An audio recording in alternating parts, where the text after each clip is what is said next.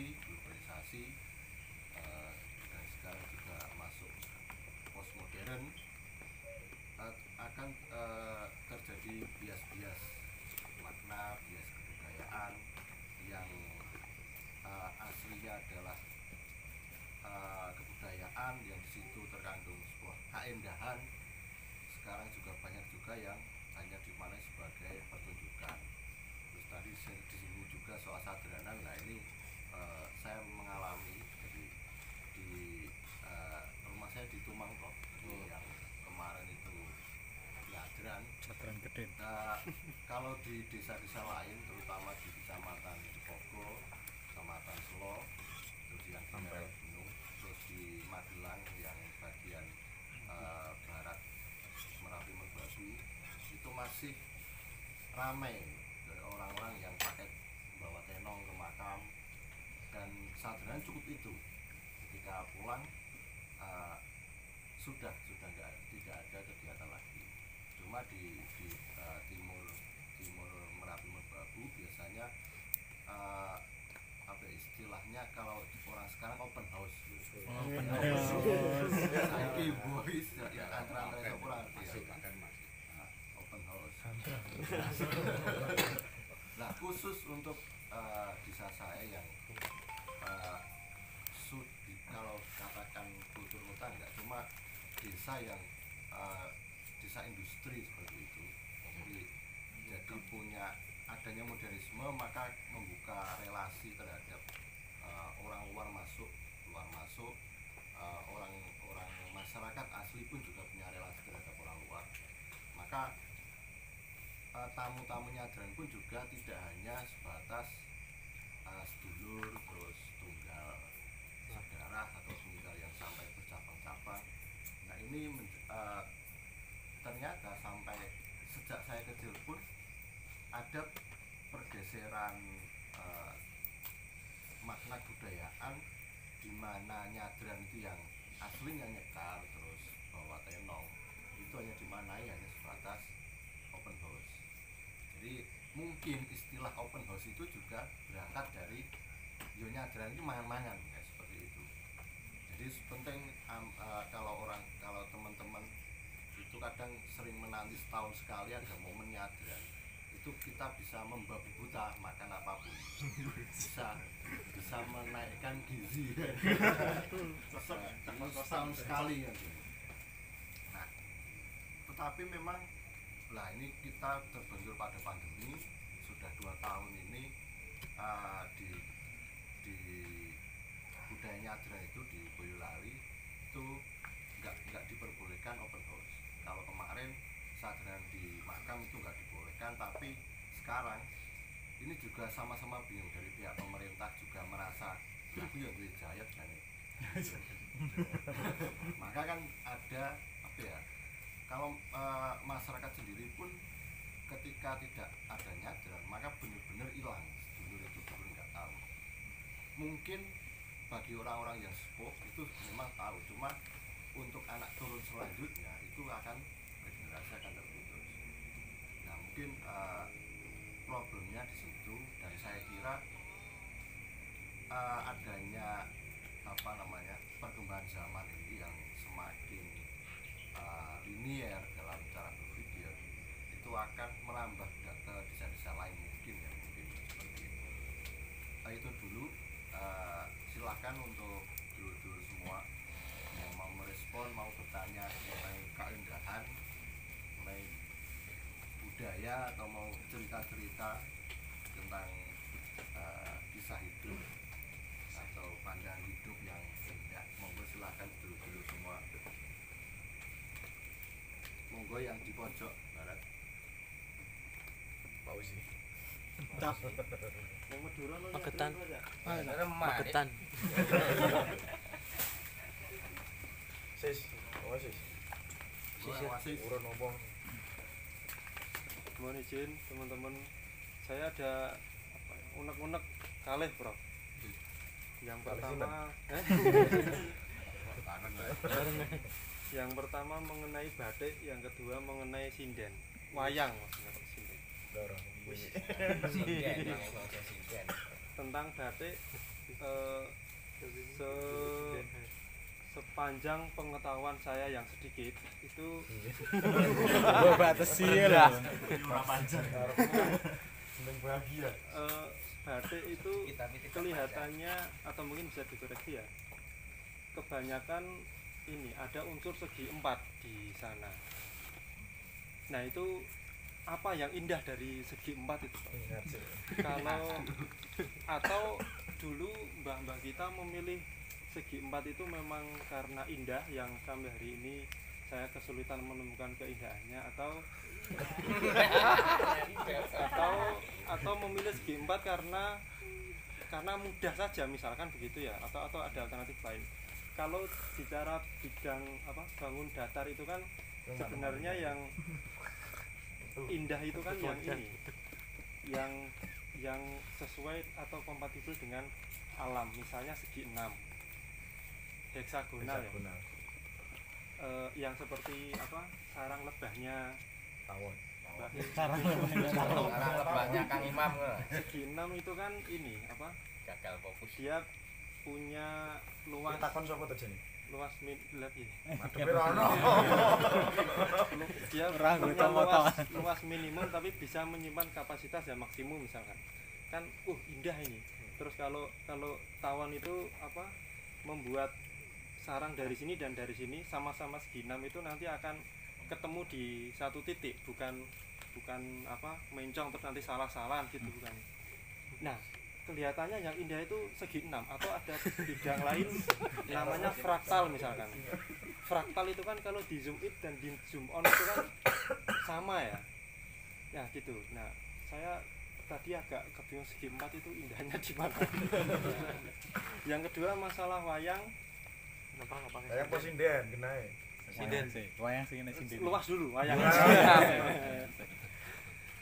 Ini dalang-dalang yang kemudian sekarang bentuknya wayang adalah campur sari anek wayang itu kan barangkali ini ya urusan kompromi saja terhadap masyarakat yang zamannya memang ini kok gitu.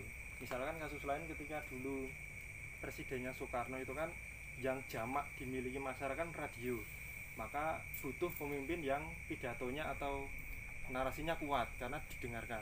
Begitu eranya Soeharto yang muncul banyak televisi kan cukup senyum saja itu Pak Harto. Ya jeruk banget Meneliti ya. Gak perlu banyak pidato, yang penting kita gambarnya karena televisi gitu kan. Apakah kalau dikontekstualisasikan ke wayang dulu ketika masih radio, omong-omongan namanya apa itu? Jadi kuat gitu loh. Caturan jadi kuat terus sekarang banyak media yang terus kemudian bisa ada wayang di mana-mana, dibutuhkan keahlian perang yang akrobatik itu. Nah, jangan-jangan hari ini memang butuhnya adalah campur sari sehingga dimasukkan unsur ke situ. Nah, pertanyaannya bagaimana cara menarik garis kompromi antara harus menjaga pakem ini, nilai-nilai dengan segala keindahannya itu dengan kebutuhan pasar gitu. Nah, untuk sinden sebenarnya menarik begini. Kalau saya dan mungkin teman-teman semua ya,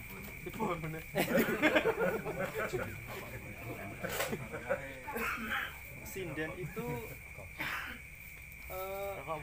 ada aura mistik apa di dalam sinden, karena itu kan beda dengan ini ya, dengan breakdance atau beda dengan tari barat. Sinden ya. Iya. Kan tarian iki. Ya sinden dan penari ya. Nyanyi ae. Ya, beda juga dengan biduan. Meskipun gendernya sama, katakanlah pakaiannya sama-sama ketat, tetapi ketika melihat sinden itu mohon maaf tidak gereng gitu. Biasa saja. Beda Soalnya ketatap. Ora mergone ra joget.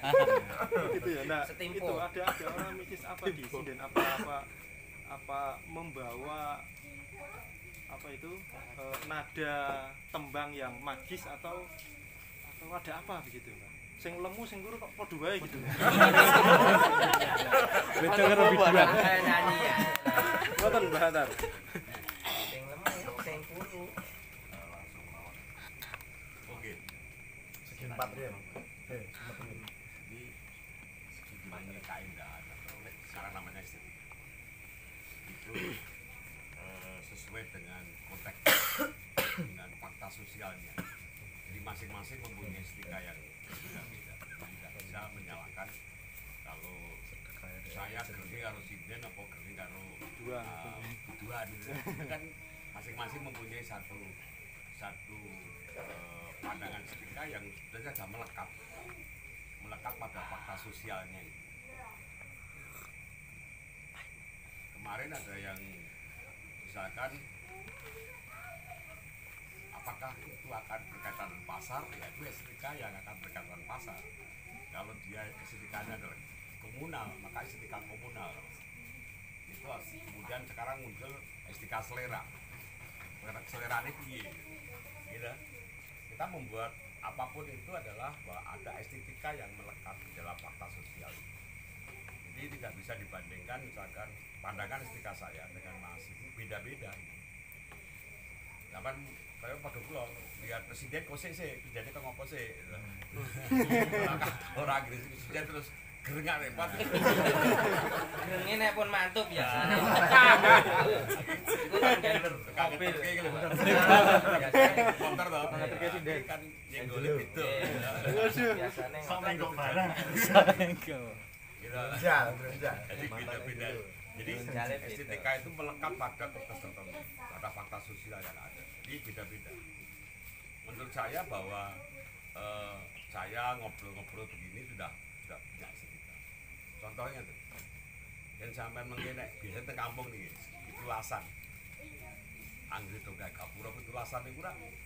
Wis ra kanggo ora nggo Seni. sing sekolah iki ra kanggo iki. Sapa sing gelem mangkat? Berapa kok kan suwe. Ya wis ngono templeke ada sing nggowo pring sing nggowo niku camping tempelke dicet. Apa iki? Terus kowe ya. Ada odol barang. Itu estetika yang melekat pada komunitas itu. Bahkan gawe apa jenenge apa Gilyawan nggo bambu runcing. Lah kok katoke katok arek mbae. Abri lah kok bisa ketek. Sepatune sepatu sak cekel wae sepatu ket. Yo kenyek karo anu luhur-luhur to ya. Sepatu bolong. Ya, itu estetika itu melekat. Jadi kalau Anda baca yang kurang akademik itu dalam teorinya Bourdieu itu jadi misalkan masyarakat sini, mesti ada orang tertentu yang punya pengaruh, apakah RT-nya atau orang tertentu, dan kemudian mereka menjadi agen budayanya di situ. Jadi jangan bukan mulai gapur orang karu-karuan, nggak apa-apa, dia melekat di situ.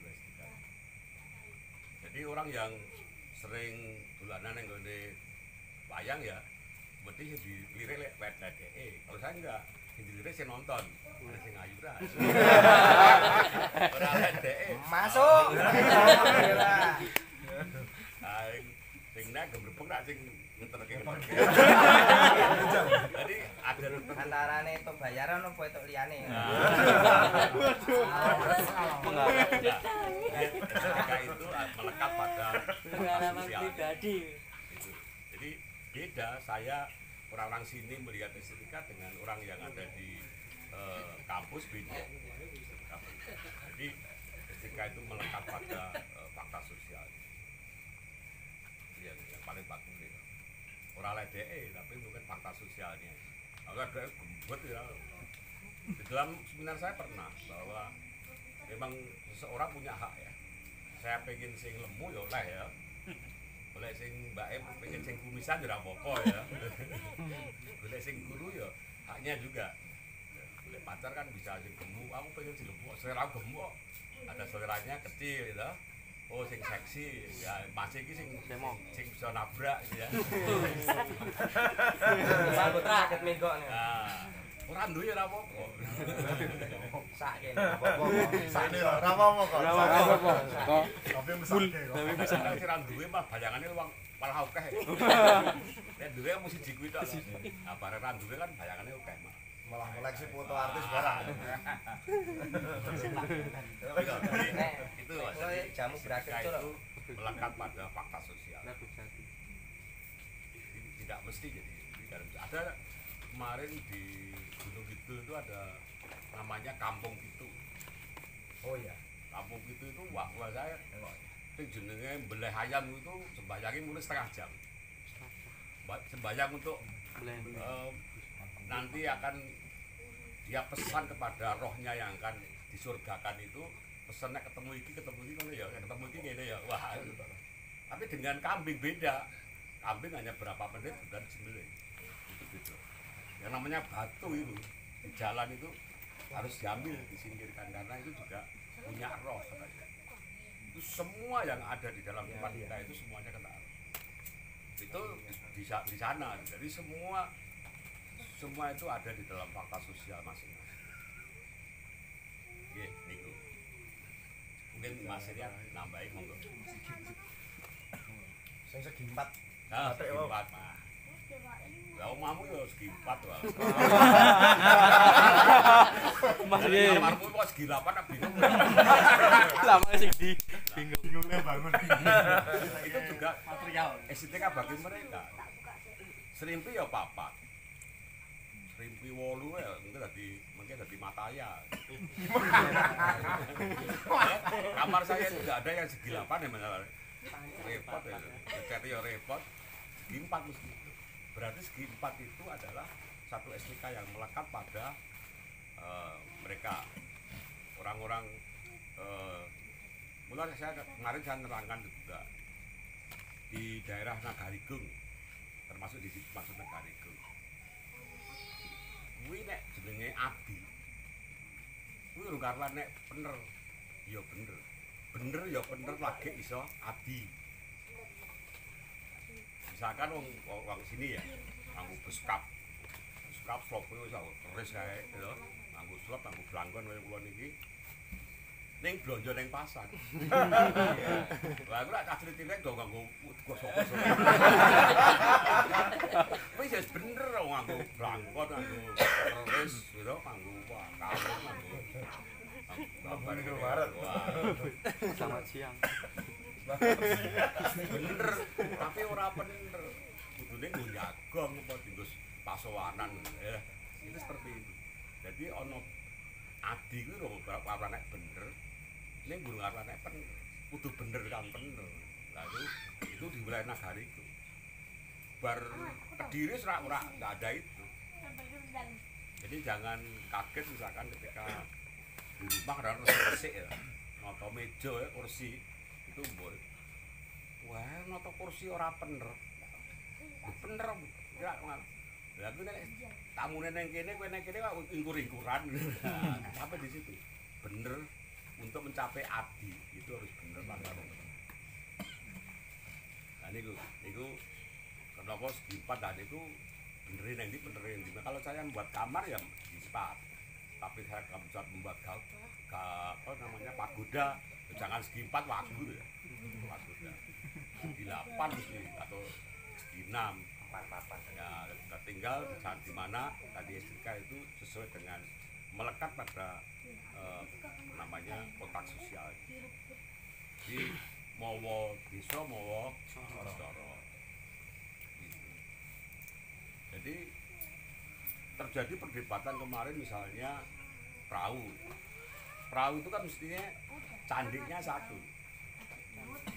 Sampai di Madagaskar itu mengacu ke wilayah kita itu dengan satu candi namanya. Tapi di pantai selatan itu 2. Lho iki piye to? Terus cete mesti ijo lan biru. Kudu cet abang to ben ketok. Tetep biru karo ijo tok. Tapi kalau misalkan di Cirebon bebas. Kenapa? Ya, karena mempunyai tadi estetika dalam fakta sosial. Nggih. Di estetika kadang wah kayak ora estetik kae. Iya. Menurutmu menurutku rek lemu ki ya wah iki wah wis jos. Mul. Sing lemu to nek kok pengen cilik kok misalkan gampangane kok Sing bodi kok. Gila niku fakta sosialnya memang harus dikalikan.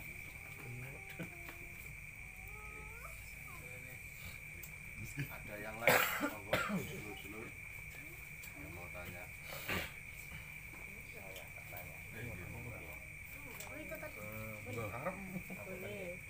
Monggo mau ini sharing Ini masalah apa presiden apa Presiden. Lopo niku? Tradisinya Gran itu sendiri kan ada hidangan yang di situ ada tidak luput dan tidak lupa itu diberikan di situ ada apem. Dan apa makna dari apem itu sendiri atau istilahnya kalau secara Jawa anunya apa itu? Artinya itu. pengampunan Jawab kayak pengampunan. Ya itu saya sendiri nggak tahu persis mas. Jadi ada dua sebetulnya kalau istilah yang kemudian menjadi menebar itu kalau sing jenenge bakdo kubur itu mesti nyadran. Ning bakdo ngomah iki mesti bakdo sing bar Idul Fitri itu bakdo ngomah. Makanya biasanya di kampung saya sana ketika nyadran itu orang-orang Jakarta pada pulang karena dia sudah nggak punya orang tua. Kadang-kadang mung duwene Pak Dine apa sedulure Pak Dine.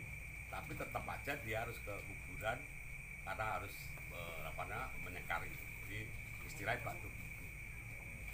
Tempat saya ya, tempat lain nggak tahu. Ini bakdo ngomah ya Idul Fitri itulah. Ini nanti kalau nanti ketemu lagi mungkin akan bahas kenapa sih kan sunat ya, sholat sunnah ya. Gitu. Sholat sunnah malah digedhekke. Sing sholat wajib biasa-biasa saja. Nah, ini kan ada ini kalau dibahas ya kayaknya nih. Itu Pak Idul Adha juga dibesarkan. Padahal sunnah. Dan sekarang itu di anak-anak muda sekarang yang milenial itu sholat duha itu seolah-olah menjadi komunitas. Itu kan Dua nasional. loh, sholatnya wajib malah lali. Sholat duha lala lali ya. Mergane ngingu rezeki niku. Nah. Oke, kapan-kapan dibahas boleh. Itu kenapa orang Jawa itu sholat yang sunnah itu dibesarkan. Idul Fitri, Idul Adha sampai kemudian yang sunnah sampai yang umroh itu kan ibadah haji itu wah digulak-gulak ngantek apa nyeleng-nyelengi. Tapi yang 4 dan rukun Islam ada apa itu Mas? 5 toh. Nek ini kan mboten kok. Nika 6 kok. Sing isi menghapus WA.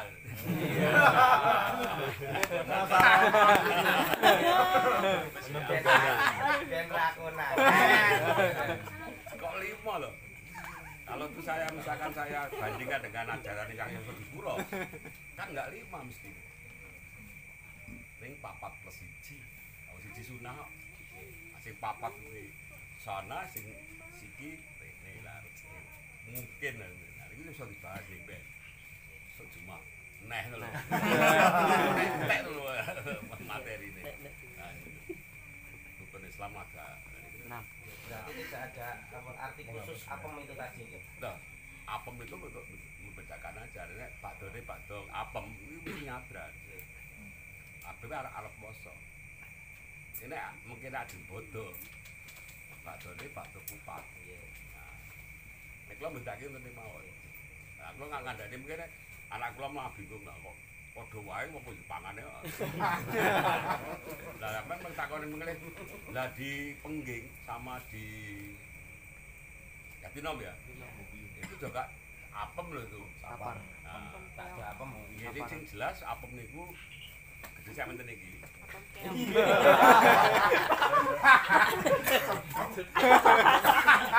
Langsung keselak deh. kayak kambing. Iku sing gerah niku. Ada manis-manis kan. Ada gurih-gurihnya. Cocok. Sing anggere pun mlempem kok dadi sirik niku lho, Mas.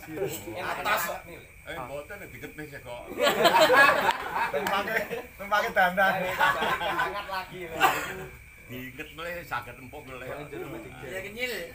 Saya ya kok tinggal-tinggal. Pengalaman iki. Pun ngapunten ya Oh, nyedrak. Sebenarnya guyupe niku nyabrane kan jenenge guyupe niku. Kalih apem keong. Apem bunder kalih keong. Nek teh keong niku dibungkus daun apa niku? Nongko. Misalnya- Ora, nek kene Talas. nggonku nongko. Kanggo apa? Blarak. Ya, Nur, Janur. janur. Sing Nggih. apa-apa Keong. Keong. apa kayak keong. Niku ya iso dipura niku. Keonge yang dirapem lak kira malah niku. Piye nek Dadi keong racun. Armune kita bahagia. Masih termasuk wilayah Ora. anu ya, pengging. Tahu lewat ngendi to? Oh, emang lewat ngendi? Lewate pengging, anu aku.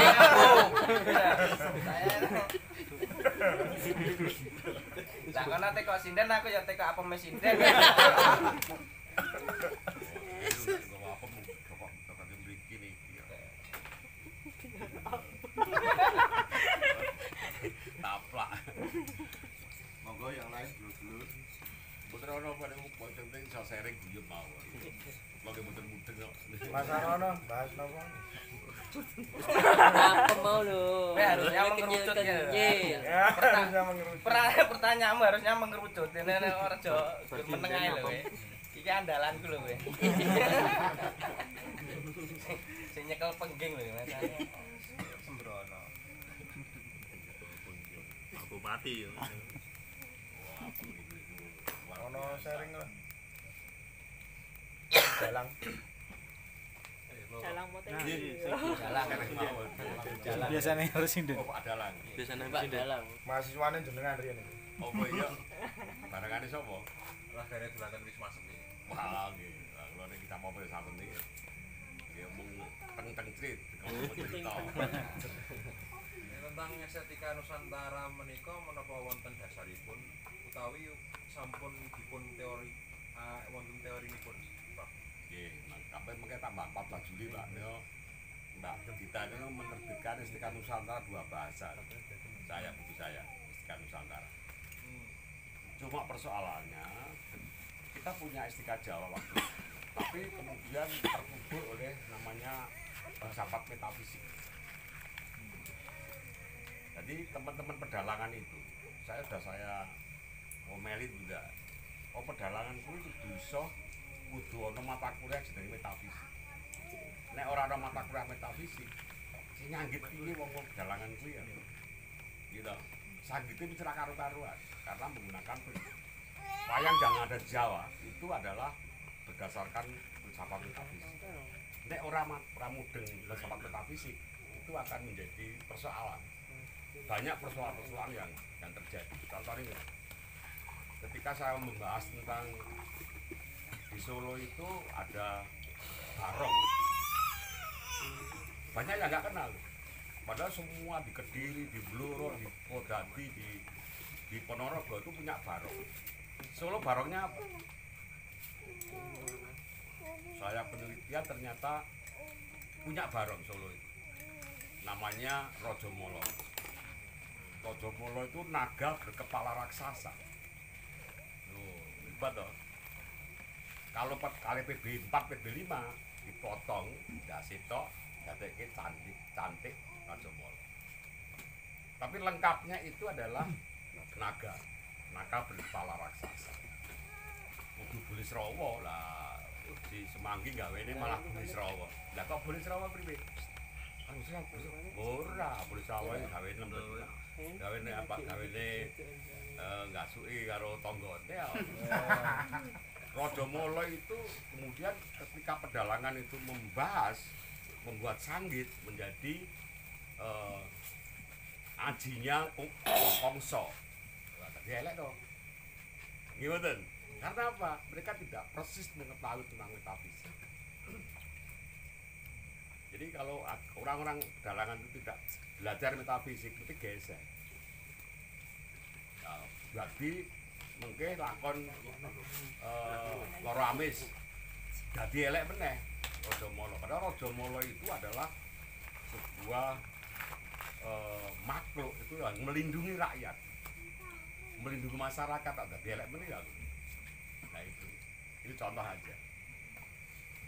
Nah kalau ketika itu budaya Jawa itu ketutup atau filsafat Jawa itu ketutup dengan metafisik, nah sekarang kalau akan mengurei tentang filsafat Jawa, kudu mbiyai metafisik dulu.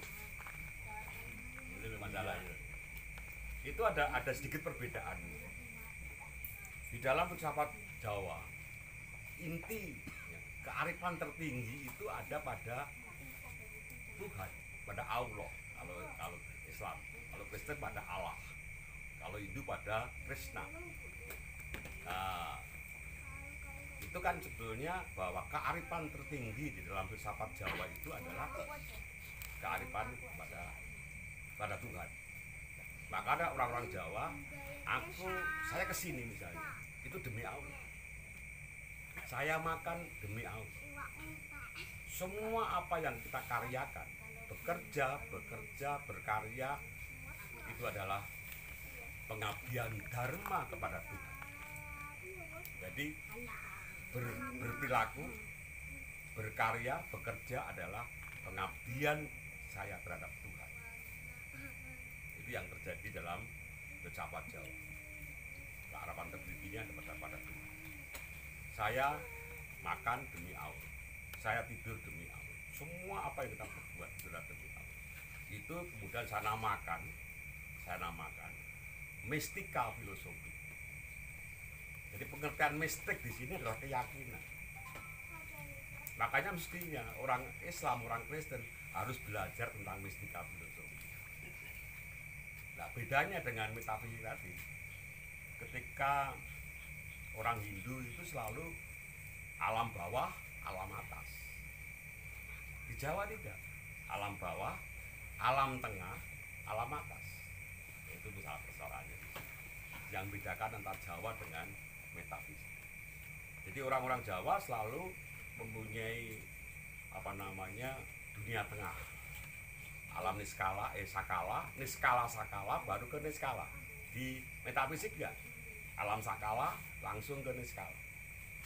Nah, yang Sodipuro itu mencoba membabar itu dengan menggunakan tiga itu.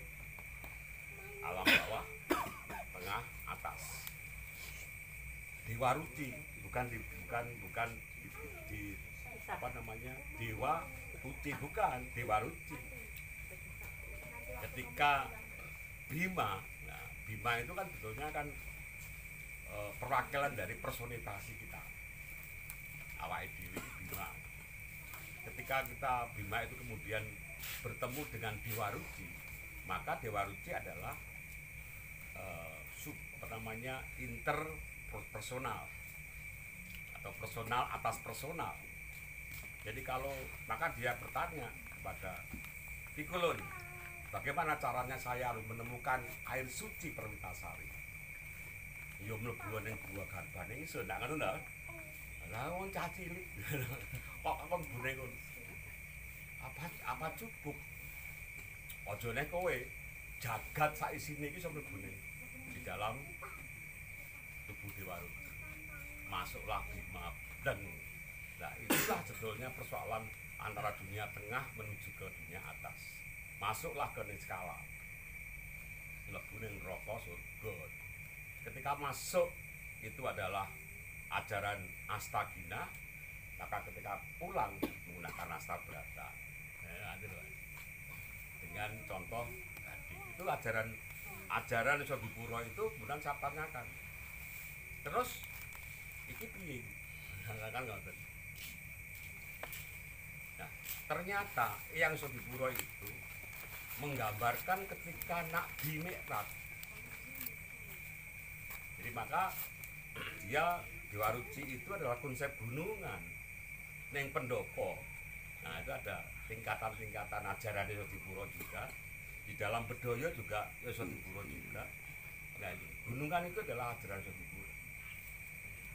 Jadi ketika di bawah itu ada empat cakaguru, itu adalah penggambaran tadi katakan tadi adalah 4 nafsu manusia. Maka naik ke sedikit ada di situ ada Paningset. Kemudian dari Paningset kemudian ada Tumpang Sari. Kenapa 7 Tumpang Sari? Nah ini kita Tumpang Sari itu adalah ujian, ya ujian. Dalam wayang kan itu ada 7 perang ya. 7 perang, itu 7 perang. Karena disitulah kemudian ajaran Islam di sini adalah ketika untuk masuk ke dunia niskala tadi itu harus melalui 7 tingkatan ujian untuk mengalahkan kejahatan di luar dirinya dan 7 kejahatan di dalam dirinya. Maka harus melakukan itu. Maka seorang Nabi Muhammad SAW itu masuk ke gua itu 40 hari untuk apa? Mengalahkan kejahatan yang disebut kejahatan dalam dirinya. 40 hari loh. Diameternya hanya 1 meter, dalamnya 4 meter. Jarane katanya si Haji Mursito orang Peging ya. Mursito yang sekarang ngopeni kebun danu. Ngapain coba? Nabi ngapain di sana? Tidur gitu? Enggak juga. Dia semedi selama 40 hari. Semedi loh 40 hari. Untuk menemukan jati diri. Untuk menemukan kalau yang Yosodipuro mengatakan air suci Perwitasari atau jenenge apa namanya susuing angin. Itu Mas. Jadi Yosodipuro itu luar biasa banget. Hampir semua kesenian, semua rumah itu dibuat dengan 4 tadi lah. Indahnya yang ini, oh itu indah banget. 4 ya, 4 tadi. Cakaguru kan 4 nafsu. Ya.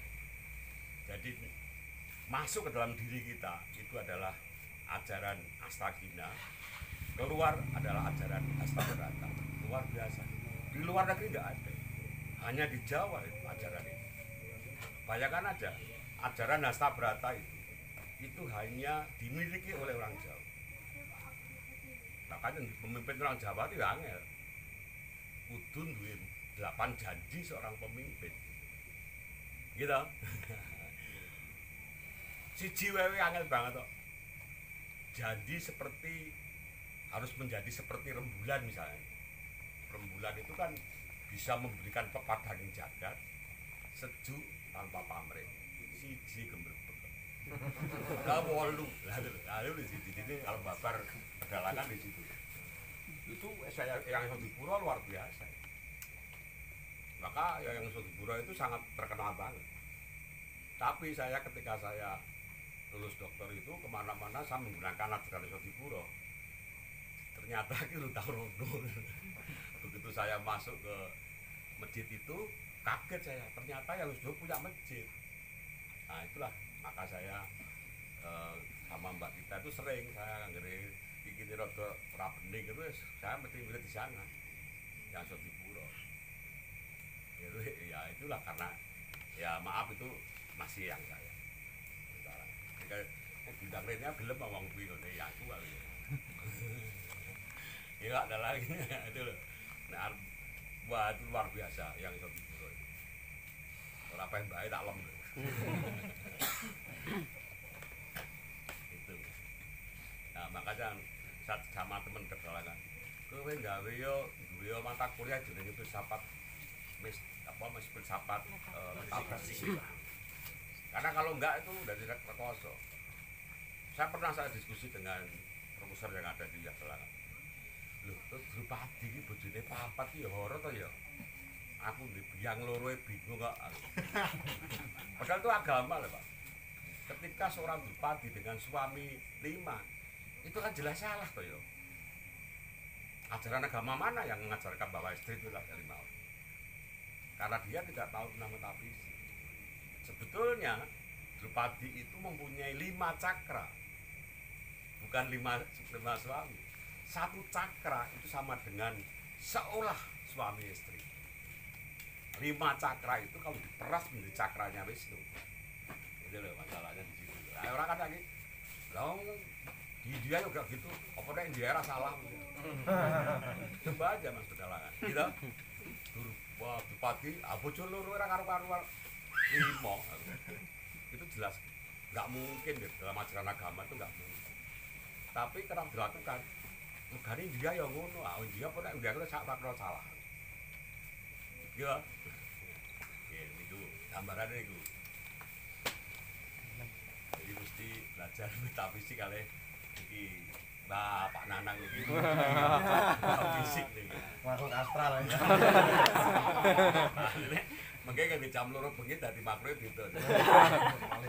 Malih. Nah, niku lho, kayak kita nggih. Yang di pulau luar biasa data begini. Mungkin ngapunten. Menarik sing niku wau. Sinden meneh iki. Rajamala. Jadi di wilayah saya niku kan Ngendi kalmu?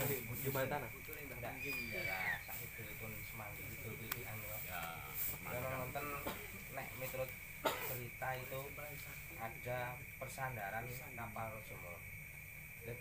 Kok sing dingendikake yang tadi bentuknya apa makhluk nggih?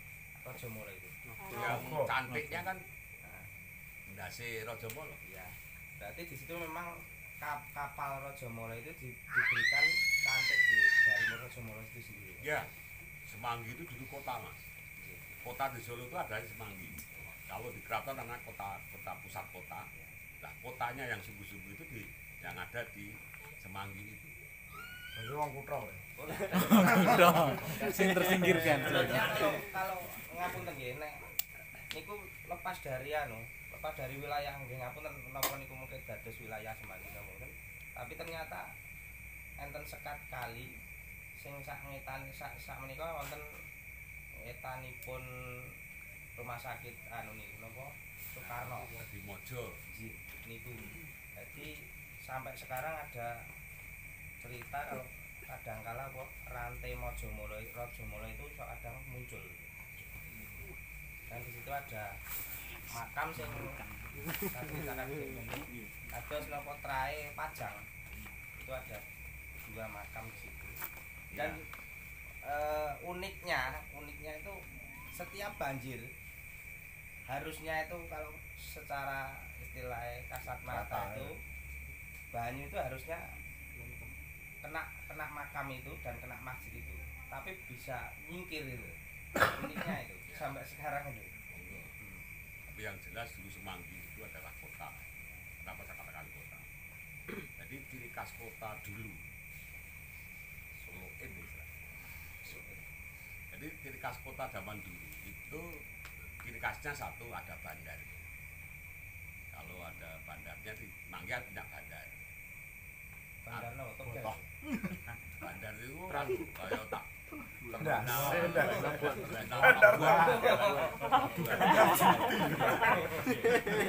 yang lawan ya Pak. Dan dari Madura kemudian sampai ke bandar itu. Dulu sampai ke yang namanya sampai ke Lawean itu sampai Ya. Sampai kemudian kalau ke sana sampai ke Tetomoyo. Jadi dulu PB4 itu memang membuat perahu itu kemudian dengan menggunakan cantik Rajamala itu dulu karena dia malu karena diberi oleh Belanda perahu dengan cantik seorang putri Nyonya Londo gitu. Noni. Ya, kemudian dia membuat dari kepala Rajamala itu karena dibuat oleh orang Madura karena istri PB4 adalah orang Madura gitu kan. Kemudian putranya PB5 putra mahkotanya itu juga nanti nikah dengan orang Madura ya. Udah manis Ora turu. Ngantuk. Goa udara itu cantik-cantik manis-manis kok. Ya itu seperti itu. Jadi cantik Rajamala itu sebenarnya cantik itu ban kapal ya. Ya masih pakai Rajamala. Jadi sebetulnya itu hanya kepala Rajamala. Lengkapnya adalah naga berkepala raksasa. Luar biasa ya. Barongnya wilayah mereka tapi ceritanya yang mriki. nah gitu loh. Karena saya buat batik Berkaitan dengan Rumah Sarono. Saya pernah buat batik tahun berapa nih? Tahun 17 ya. Saya buat batik di sana namanya batik Semanggi Rajamala. Jadi gambar semanggi rak kotak 4 ya. Ada tak kakak jempol. Itu gambaran saya itu Mas. Batik Semanggi Rajamala. Semanggi itu enak banget itu pecel. Itu jarang enggak ini? Ada satu menangan. Oh, enak. Menangan enak betul. Mangan lho, cedake Astana Mangan. Mangan manan ya. Anu, menangan. Ten manggene ten pecel menangan iki. Lho iki anu Astana Sate dilipun sate satene Pak Pur nih. ora di daerah Mbaki niku. Nggih. Sekarang Semanggi ya. Lo gawe Semanggi Rajamala. Ditentang ya bapakne ditentang. Nek mboten nggih namung napa makam niku nek niku Nggih. makame Ndorombong ngoten namung. Pan itu sekarang di anu ya rumah Pase di dusun Nusupan. Nggih bener. Lo dialihkan sekarang anunya alirannya.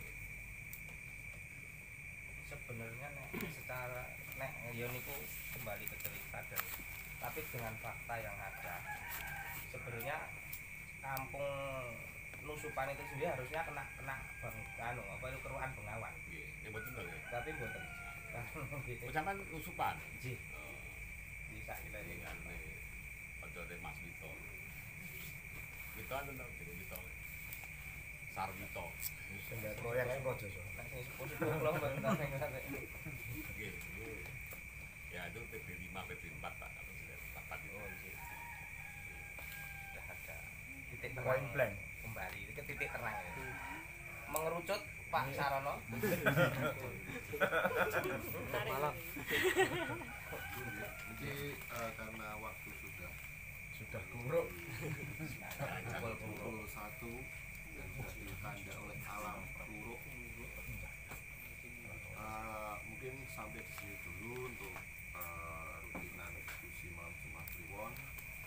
Semoga bisa disambung di edisi selanjutnya. Dan semoga silakan bagi dulur-dulur yang belum bisa datang ke sini biar bisa nonton via YouTube Randy Jumbagar, channel Randy Jumbagar, dan juga via podcast Randu Spotify. Rondo Sari to. Randusari kampungnya. YouTube-nya Randy. Lah sing Rondo Sari wong. Mas Armono. Sari dadi rondo niku. Lah nek wong kan anu gak Rondo Sari. Randu lho. Rondo Sari. Randu Sari. Dudan. Enggak. Siap dan Ya niku jadi nanti setelah ini masih bisa disambung ngobrol diskusi santai biar nanti nggak terlalu formal seperti itu. Untuk pada malam ini yang bisa digarisbawahi adalah bahwa karya seni keindahan itu tidak hanya sebatas tontonan tapi di dalamnya juga ada wacana, ada sebuah tuntunan, ada sebuah nilai yang akan terus berkembang di setiap zaman. Untuk mempelajari kebudayaan Jawa, keindahan Jawa itu juga harus belajar dulu mengenai metafisik. Maka itulah intelektual mistika itu diperlukan. Iya. Mlebu ning pas biar bridging-nya dong. Bridging-nya dong tenan. Arep kampanye deh. Kayak cangkruk dhewe wis sampe. Manifesto. Iya. dan Manifestasi. ada restonya ya. Nah, itu dulu dulu semua. Mohon maaf kalau ada banyak kesalahan. Matur nuwun Pak Sigit, Kang Rendra dan semua teman-teman semua. Cukup sekian. Wallahul muwaffiq ila aqwamit thoriq. Wassalamualaikum warahmatullahi wabarakatuh. Waalaikumsalam. Khas bintang 9.